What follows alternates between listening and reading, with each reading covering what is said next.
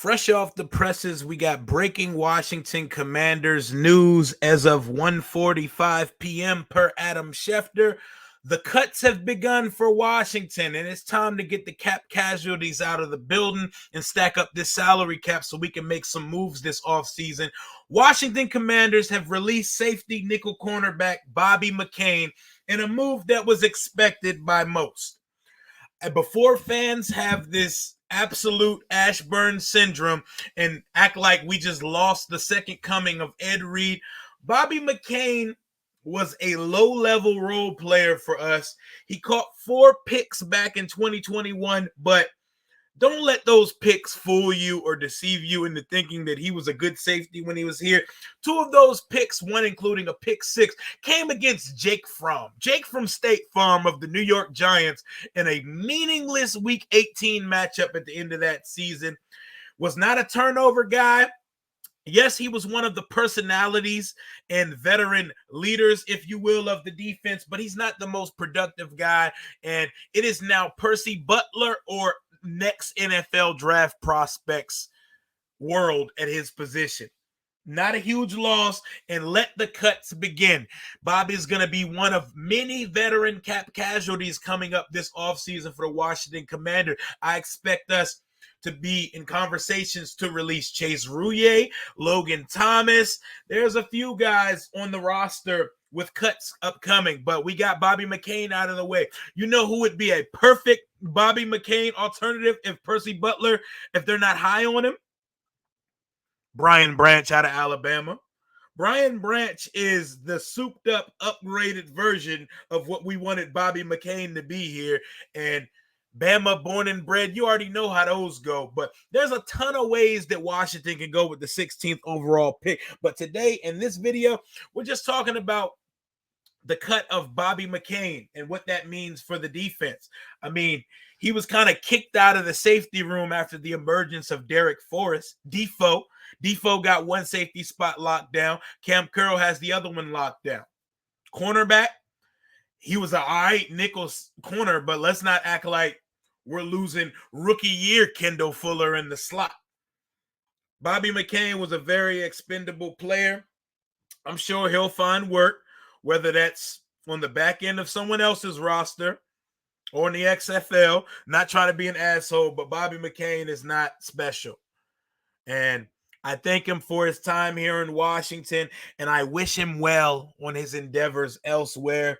But it's time to move on, and I think this move was inevitable. It was coming, and it should have been coming. And on to the next deal of business. Cut the quarterback. I don't know what we're waiting for. Everyone knows Carson Wentz is getting released in the coming weeks.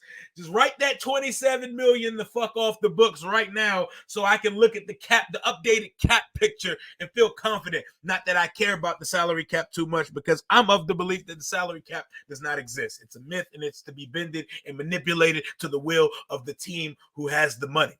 But that's just me. Get Carson ass off the books next. It's time.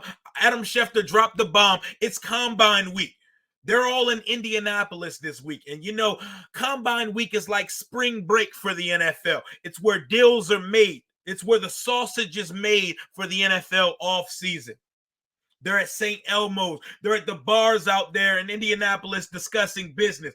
Agents are out there getting deals done. They're meeting with teams.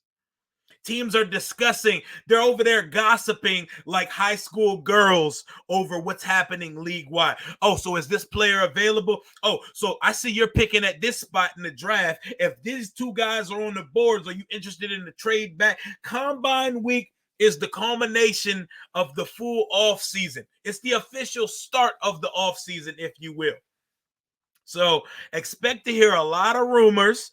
Expect to hear a lot of fool's gold and lies thrown around this week, because it is lying season. It's time to put on your poker face, and I expect the loudest team that you're going to hear from at the Combine this week is the Chicago Bears, the team that holds the number 1 overall pick and already have a quarterback, so their pick is for sale. You're going to hear news all week coming out of Indianapolis.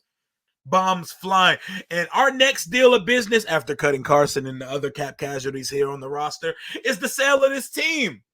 We're hearing, the sale is at its final stages, and it's probably a couple weeks from being finalized because Dan is doing backflips, gymnastics, political posturing for days.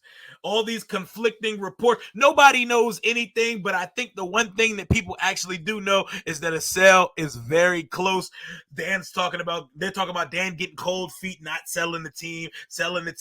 He sidelined Jeff Bezos. Front Office Sports comes out and says he didn't sideline Jeff Bezos. Another article comes out and says he can't sideline Jeff Bezos.